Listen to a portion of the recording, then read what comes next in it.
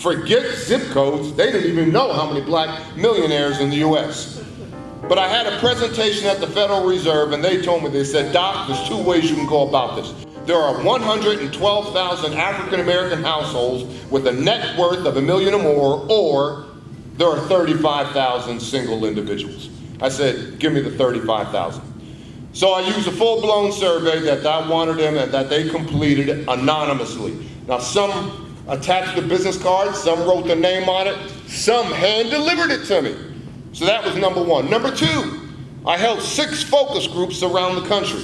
If you were an African American and you weren't 7 figures, you did not get into the focus group. I had the first focus group in Raleigh-Durham. Why? Because I wanted to go back to Raleigh-Durham. That was a place known as our Black Wall Street, Raleigh-Durham in Tulsa, Oklahoma. So there were about 45 black millionaires, entrepreneurs in that focus group in Raleigh-Durham. I had a huge focus group in Washington, D.C. There were more than 100 millionaires in the focus group in Washington, D.C. Bob Johnson, the founder of BET Television, was in that focus group in Washington, D.C. Carla Harris, most powerful black woman on Wall Street, was in that focus group in Washington, D.C. Michael and Steve Roberts, as you know, there are 523 hotels, motels in the United States that are African American owned. The Roberts brothers, outside of Bob Johnson, are number 2 in terms of hotel, motel ownership. They were in that group. So I had 3 focus groups in Atlanta. I had another focus group in Omaha, one in the Midwest, and then I had a focus group with just black females only out in Las Vegas. And then last but not least, I had 50 to 60 interviews. Now, when I started out on this quest, I made the determining factor. I didn't want any athletes, and I didn't want any entertainers because we are overrepresented and populated in that area. Now, I had athletes and entertainers approach me, oh, Doc, please interview me, man. Let me come speak to your kids and this, that, and everything. And I said, no, I'm into wealth. I'm not into income. Big difference. Big difference. You know what Bob Johnson told me, owner of the Charlotte Hornets? He said, as you know, there are 32 NBA teams. And I said, yeah. He says, as you know, including the practice squad, there are 15 players on every NBA team. I said, yeah, I know that. He said, the average NBA team has at least 10 or 11 African-American males on the team. I said, yeah, I know that. He said, as you know, the NBA has the highest percentage and representation and the most powerful from an economic standpoint of black males in the world.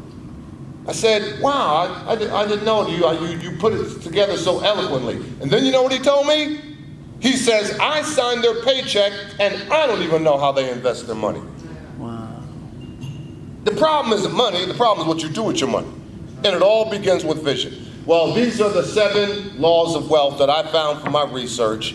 Over a 7-year period, I rubbed shoulders with minimum, between the survey, the focus group, and the 60 interviews, with minimum 1,000 black millionaires. These are their core competencies. This is what they do, 99.9% of them, entrepreneurs. Number 1, knowledge. What is wealth? Wealth begins in the mind, but ends in the purse. You gotta think it before you become it. And that's what you're doing, Barbados. That's what this confab and conference is about. You're heightening awareness on it. Look, everybody's got to start someplace, and damn it, this is your someplace. Begins in the mind, but ends in the purse. Number 2, you got to make a decision that you're not going to be poor. The poor keep score by cars and clothes. The middle class, they keep score by degrees and titles. But the wealthy, they keep score by the bank account. Big difference. I interviewed a gentleman by the name of Victor McFarlane. Who's Victor McFarlane? As you know, there are 6 black billionaires in the United States. You got 16 in Africa. You got 6 black billionaires in the United States, but if it weren't for the 07-08 recession, you had 10 other individuals who were going to be billionaires, but couldn't hold it for that recession. Victor McFarlane was one of them. He told me that he was raised by a single parent in Middletown, Ohio. And his mother lived in a 1-bedroom apartment, and that 1 bedroom was for her. But in the waiting area to that apartment was a couch And he told me that he and his older sister, for the first 12 years of his life, slept on that couch. And I said, damn, Victor, that had to be rough. That had to be tough. Sleeping on that couch every day for 12 years, he cut me off at the knees. He said, Doc, don't feel sorry for me. I don't want any empathy. When I look back at it, those are probably the best 12 years of my life. I said, what do you mean? He said, it was during those 12 years sleeping on that couch every night that I made a conscious decision I wasn't going to be poor. Spread the word. Your creator doesn't create poverty. That's an inside job that you create. Creator doesn't know anything about scarcity. What does your creator say? Live life and live it abundantly? What does abundant mean? It doesn't mean Gucci and Prada and I got a lot of. It means see the possibilities. See what you have right here. Imagine the impossibilities. Imagine the impossibility. Number 3, I said about this yesterday, believe in yourself when no one else will. Believe in yourself when no one else will. What did Jay-Z say? Jay-Z said, I knew I was making headway in the world of hip-hop. I said, well, why? He said, the haters were coming after me. Yeah. Believe in yourself when no one else will. To thy own self be true. As I tell my students, do you know your area of excellence? What is your one unique strength? No one in this room chose to be here. I didn't choose to be here. You didn't choose to be here. The bottom line, you were chosen. You were chosen. If you lived a normal life, what did you tell me the normal life, Barb? 74, 75 years on earth, right? In Barbados, the normal life? Do the calculus. That's 30,000 days. That's what you get. You get 30,000 days. Time is not running out. But damn it, your life is. So what are you going to do? You're going to focus on your unique strength, your area of excellence. And these entrepreneurs, these millionaires, they know their area of excellence. Why? Because they ask the 3 critical questions. Question number 1, what do I love to do? What do I have a passion for? What can I throw my whole heart and soul into? What does Steve Jobs say when he always interviews at the executive level? He says, yeah, I look for competency, number 1. But number 2, I look for passion. What is passion? Will this individual love Apple the way I love Apple? So number 1, what do you have a passion for? Number 2, what would you do for free? If no one ever paid you a dime, if no one ever gave you financial reward for your efforts, what would you do for free?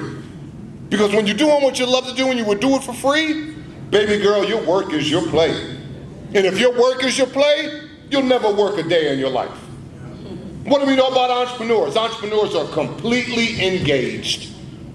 Completely engaged. When you're engaged in your labor of love, man, I forgot. I didn't even eat today. I forgot I got to go by to the cleaners to get my suit out. I have nothing to wear tomorrow. Man, I forgot to pick my kid up from school. Completely engaged. Are you completely engaged? Spread the word. When I come to Barbados, I'm gonna spread the word. I can see the way. I can see if you're completely engaged, but just the way you walk down the street. How do the poor, the downtrodden, the hopeless walk down the street? Oh, I wish I can find somebody to help me with these kids.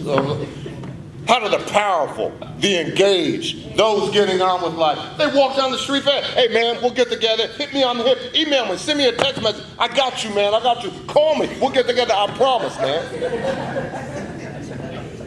And then last but not least, number 3, go to those people who you respect and admire and ask, what do you think I'd be good at?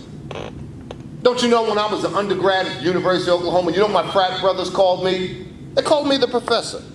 Because I always had a book under my arm. I was always reading. I was always in the library. Where's Kimbro? Kimbro's in lab. He's always right. Man, tell us something. I was always sharing a piece of data that I got. And what do you think I do now? Yeah. I mean, when I'm in the classroom, that's my home court advantage. See, that's my home court. And you'll never be defeated on your home court. I mean, I tell my kids, man, I never teach a student in my life. Every Tuesday and Thursday, I teach sons and daughters. And that doesn't mean I'm an easy touch. Doesn't mean my class is easy. It means I got a moral obligation to give them my best. And what are they going to give me in return? They're going to give me their best. They're going to give me their best. A rising tide lifts all boats. How may I serve thee? That's what entrepreneurs do. Entrepreneurs solve problems. They serve. What is the formula for compensation? Do you even know? Q plus MA equals C. The quality of your service plus the quantity of your service plus the mental attitude in which it is rendered always equals compensation. Always. That's what I love about Barbados, man. They just smother me with service. From the moment that plane lands, they just smother me with, they pull me into this space. Don't you know you can have anything in the world that you want, depending on your level of service. Depending on your, and you can always judge how well you are serving others by how many times people have contacted you trying to pull you away from your current employer. You can always tell your level of service, how well you are doing. A happy customer tells 5 of his friends. A dissatisfied customer tells 15 of his friends.